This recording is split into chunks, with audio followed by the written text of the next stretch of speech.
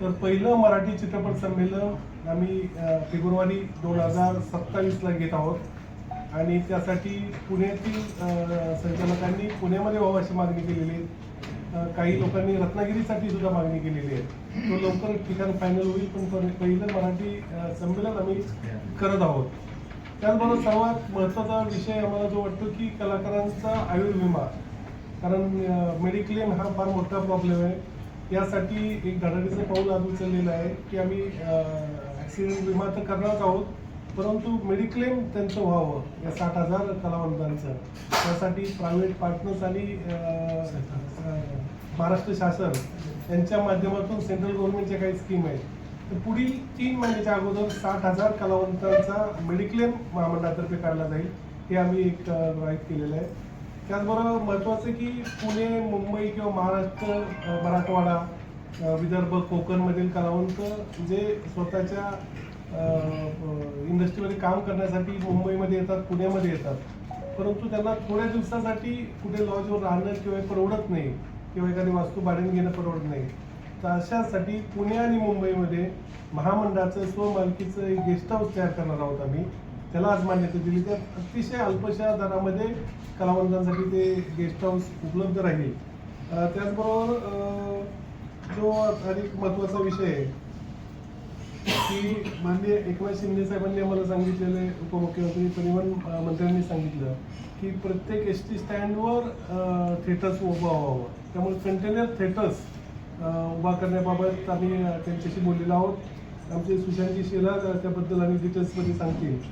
अशा अनेक गोष्टी केलेल्या आहेत. सर्वात महत्त्वाचा पार्ट आहे की 2016 पासून चित्रपट महामंडळात काम करणाऱ्या कामगारांची सुद्धा पगारवाढ नव्हती.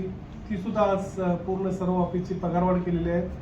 नवीन महामंडळ विस्तृत झालं पाहिजे की महामंडळ फक्त पुणे, मुंबई, कोल्हापूर पुरते मर्यादित न राहता इतर भागात गेलं पाहिजे. विदर्भ, मराठवाड्यात आता 60,000 मध्ये बहुसंख्य कलावंत ग्रामीण भागातले आहेत. त्यामुळे आम्ही नवीन शाखांना जे आम्ही संपर्क कार्यालय चालू करतोय, त्यात प्रामुख्याने अहिल्यानगर असेल, नवी मुंबई आहे, सोलापूर आहे, रत्नागिरी आहे आणि औरंगाबाद, बीड येथील ऑफिस जे आता चालू आहेत तेही आम्ही चालू करतोय. त्यामुळे महामंडळ हे पूर्णतः कोकणपासून, मराठवाडा, विदर्भापासून उत्तर महाराष्ट्रात सगळीकडे, त्याबरोबर पश्चिम महाराष्ट्रात सगळीकडे महामंडळ पोहोचल आम्हाला असं वाटतं. त्याचबरोबर जे वेगवेगळे कामगार विभागात काम करतात, महामंडळाचे मिनिमम डेली वेजेस जी वेतनश्री ठरलेली आहे ती त्यात सुद्धा 2016 पासून काही वाढ नाही आहे. आम्ही त्याचा एक अभ्यास केला तर 2025 साली जे आपण आता मानधन द्यावं लागत होतं, परंतु महामंडळाने जे महामंडळाने वेतन ठरवलं ते कमी होतं. तर 2025च्या धर्तीवर प्रत्येक या कामगारांमध्ये 20% आम्ही वाढ केलेली आहे. कामगारांमध्ये spot boys, lightman, setting boys जे कामगार होतात किंवा ड्रेसमन असतील, लाईटमन असतील, वेशभूषाकार असतील, यांच्यात वाढ केलेली आहे. त्यामुळे प्रदीर्घ असे आम्ही निर्णय पहिल्याच ह्यात एकमताने घेतलेले आहेत. वृद्ध कलावंतांचं मानधन जे थकीत होतं त्यांना सुद्धा आम्ही 1 एप्रिल 2026 पासून जे आता फरक आहे तो आम्ही त्यांना देतोय.